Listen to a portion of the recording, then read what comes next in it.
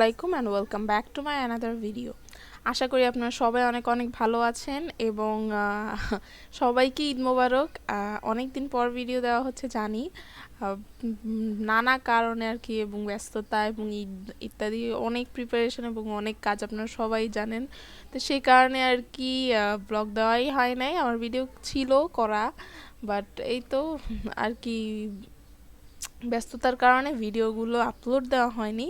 তো যাই হোক, আমি অনেক আগেই ভিডিওগুলো রেখে দিয়েছিলাম আর কি। আমার ক্যাম্পাসে যখন ক্লাস চলছিল, তো আমার ক্যাম্পাসের ছুটিও প্রায় এখন শেষ, আর এখন আমি আর কি ভিডিওগুলো আপলোড দিচ্ছি আবারও। তো যাই হোক, তখন আমার রোজার টাইমে ক্লাস চলছিল, তো আমি সেই ক্লাসই অ্যাটেন্ড করতে যাচ্ছিলাম একদম সকাল সকাল। ওই দিন একদম ফুললি প্যাকড ছিলাম এবং প্রত্যেকটা ঘন্টায় ঘন্টায় প্রায় ক্লাস ছিল, প্রায় 4-5টা ক্লাস ছিল একদিনে। তো ওইগুলো কমপ্লিট করে আর সবাই হোস্টেলে আর কি একসাথে আমরা ইফতার করেছিলাম ওই দিন। সবাই আর কি টাকা তুলে আর যেভাবে আর কি ইফতার করা হয়। তো তারপরে এত আলসেমি লাগে যে সচরাচর পড়তে বসাই হয় না।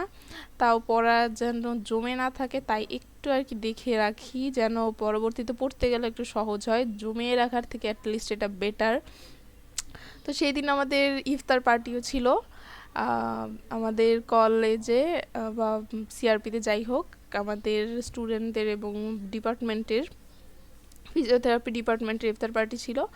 তো সেখানে আর কি আমরা যেহেতু জুনিয়র ব্যাচ, আমাদের ডাকা হয়েছিল কাজ আর কি ধরে দিতে, যে কাজ আগায় দেওয়ার জন্য।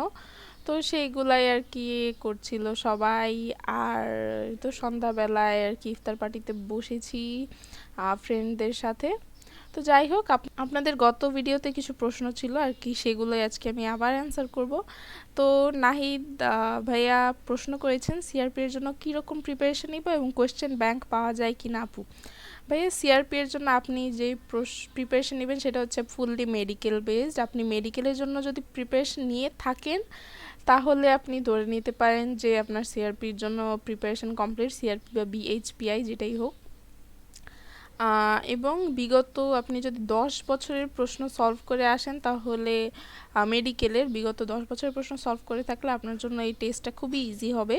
এবং না ভাইয়া, আমার জানার মতো কোনো কোয়েশ্চেন ব্যাংক পাওয়া যায় না, তবে আপনি যদি 10 বছরের প্রশ্ন সলভ করেন তাহলে আপনার বেশ অনেকগুলোই কমন পড়বে, যেটা আপনার আর কি চান্স সিকিউর করবে। আর পরবর্তীতে আর্ট অ্যাটাক আইডি থেকে প্রশ্ন করা হয়েছে, আপু সিআরপি এর কোনো আলাদা কোচিং অ্যাডমিশনের জন্য আছে কিনা। না আপু বা ভাইয়া, আমি জানি না এটাকে। তো যাই হোক, এটার জন্য কোনো আলাদা কোচিং করানো হয় না। যেটা বললাম যে মেডিকেল বেসড প্রিপারেশন, মেডিকেলের জন্য প্রিপারেশন হলে অথবা ডেন্টালের জন্য প্রিপারেশন নিলে আপনি ইজিলি আর কি এখানে চান্স পাবেন।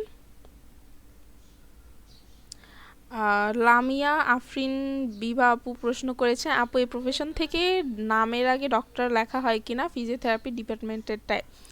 তো এটা অনেকটা কন্ট্রোভার্সিয়াল, তো এটার জন্য আর কি অনেক আমাদের মুভমেন্ট চলছে এবং আর কি আমরা যেহেতু অনেক কন্ট্রোভার্সিয়াল একটা টপিক, আমি ব্যক্তিগতভাবে এটার উপর কোনো মন্তব্য করতে চাচ্ছি না, কারণ এটার সত্যি কথা বলতে ফুললি কোনো অ্যান্সার নেই। হ্যাঁ, অনেকে লেখে অনেকে লেখে না। আমরা যেহেতু বিএমডিসির আন্ডারে পড়ি না, তো সেই রুল আমাদের জন্য অ্যাপ্লিকেবল হয় না। তো আশা করা যায় যে আগামী কয়েক বছরের মধ্যে এই আইনটাও পাস হয়ে যাবে। তো যাই হোক, আজকের ভিডিওটা এ পর্যন্তই। আশা করি আপনাদের উপকারে এসেছে এবং সবাইকে আল্লাহ হাফেজ।